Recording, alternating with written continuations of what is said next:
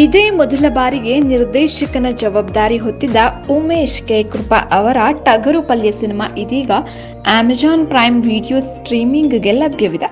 Comedy entertainer ಚಿತ್ರದಲ್ಲಿ ನಟ ನಾಗಭೂಷಣ್ ಮತ್ತು ನಟ ಪ್ರೇಮ್ ಅವರ ಪುತ್ರಿ ಅಮೃತಾ ಪ್ರೇಮ್ ಮುಖ್ಯ ಪಾತ್ರದಲ್ಲಿ ನಟಿಸಿದ್ದಾರೆ.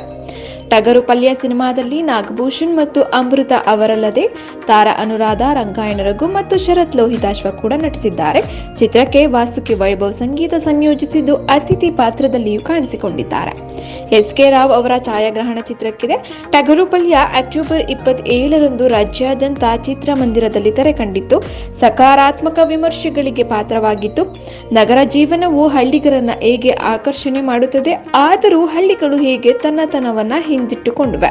ಹಳ್ಳಿಯ ಜೀವನವೇ ಶ್ರೇಷ್ಠ ಎಂಬ ನಂಬಿಕೆಯನ್ನ ಟಗರು ಪಲ್ಯ ಚಿತ್ರ ಸಾರಿ ಹೇಳುತ್ತದೆ.